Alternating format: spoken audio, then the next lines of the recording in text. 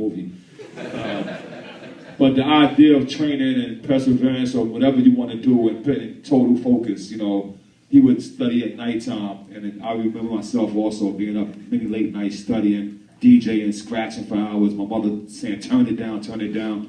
But we kept going and striving because we wanted to be a master at what we was doing, you know what I mean? So, you know, films like this can inspire you a lot, yeah.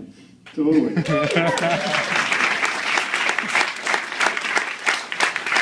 I had to wonder, you know, we were actually talking beforehand that where so many of us have cut our teeth in these movies. And, you know, like on the West Coast, it was Black Belt Theater, Saturday afternoons. I don't know if you had that there, but he was assistant. In New York, Channel 5. Channel 5. Drive-in movie. Drive-in movie. Right? I know it. Yeah, okay. With that, like, old 50s music. Na na na na na. Right. Exactly.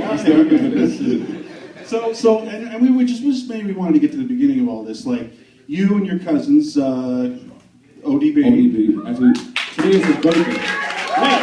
Today is his birthday. Happy birthday. Let's dedicate this to ODB for sure.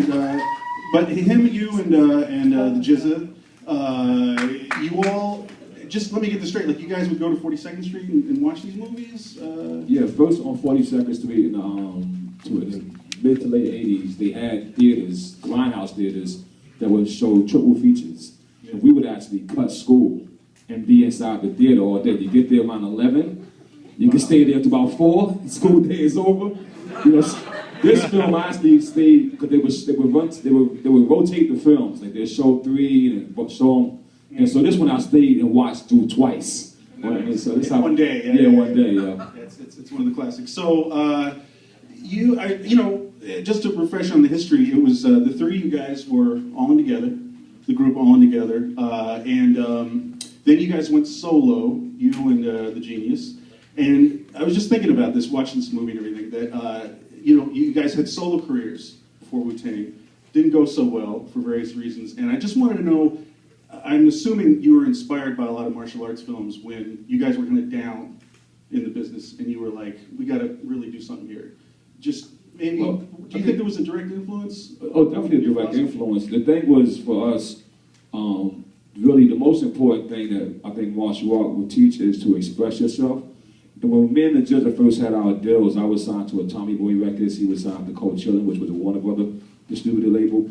And at the time, you know, you had Young MC, MC Hammer, these are the biggest rappers. So they was really trying to gear every artist to be a cookie cutter artist based on, you know, what was selling. And so RZA's first single was Girl Come Do Me. And he never got another song like that in his history of his career. My first single was Oh We Love You, Rakim.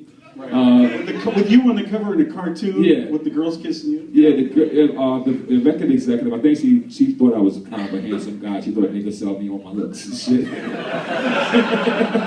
But I was more into the ruggedness and the hardcore style. And actually, I tried to present Wu-Tang to Tommy Boy, but they didn't understand it, they didn't get it. But it wasn't until we went back and started our own, actually I started my own record company, me and my brother Devon, and we pressed up the records and sold them ourselves out of our trunks, and that led on to Protect Your Neck. Protect Your Neck, right. The first single ever. Well,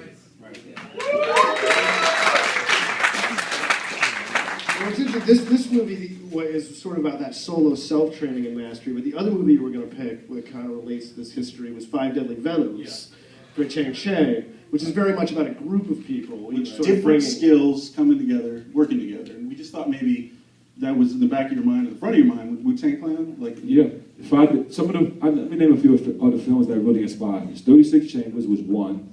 There's another one called Five Deadly Venoms, and then there's one called The Mystery of Chess Boxing.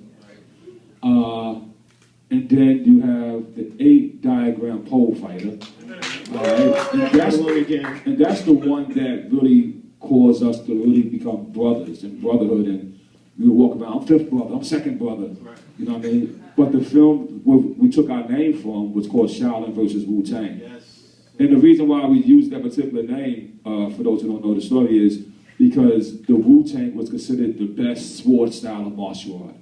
And we said our tongue is our sword. We have the best style. We're coming out to destroy the hip-hop industry. We had like a mission. We want to destroy everybody. They got to protect their neck. We chopping off their heads. And you'll hear the titles of our songs: Bring the Ruckus, Cutting Heads, Protect the Neck. You know what I mean? Wu-Tang ain't nothing to fuck with. It's like, fuck that shit, you know what I mean?